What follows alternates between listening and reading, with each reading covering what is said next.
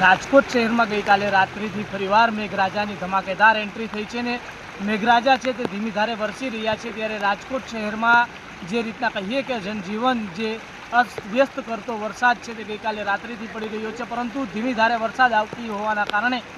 પાણી છે તે નથી ભરાયા। પરંતુ જે પોપટપરાનું નાલું છે ત્યાંના દ્રશ્યો હું આપને દેખાડી રહ્યો છું। ત્યાં વરસાદી પાણી છે તે વહેતા થયા છે અને વરસાદી પાણી વહેતા થયાની સાથે જ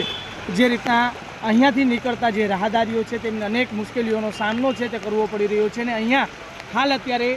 રાજકોટ શહેર પોલીસ છે તે તૈનાત કરી દેવામાં આવી છે અને પોલીસ દ્વારા આ નાલાની અંદરથી કોઈને પસાર ન થવામાં માટેની પણ સૂચનાઓ છે તે આપવામાં આવી છે। ત્યારે તંત્ર પણ એલર્ટ મોડમાં જોવા મળી રહ્યું છે અને રાજકોટના આજી ડેમ જે છે તે 90% ભરાઈ ગયો હોવાના કારણે તંત્ર છે તે નીચાણવાળા વિસ્તારમાં પણ અનાઉન્સમેન્ટ કરીને લોકોને સાવચેત રહેવા સૂચનાઓ છે તે આપી છે ને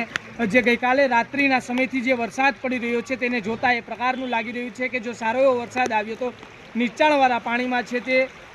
જે રીતના કહીએ કે જે નીચાણવાળા વિસ્તાર આવેલા છે ત્યાં પાણી ભરાવાની સમસ્યાનો સામનો પણ છે તે કરવો પડી શકે છે, કેમ કે ઉપરવાસમાંથી આવતું પાણી છે જે આજી ડેમની અંદર જઈ રહ્યું છે ને એ જ આજી ડેમમાંથી જો ઓવરફ્લો થયો તો રાજકોટના આજી નદીના કિનારે આવેલા વિસ્તારો છે ત્યાં આગળ પાણી ભરાવાની સમસ્યા છે તે જોવા મળી શકે છે।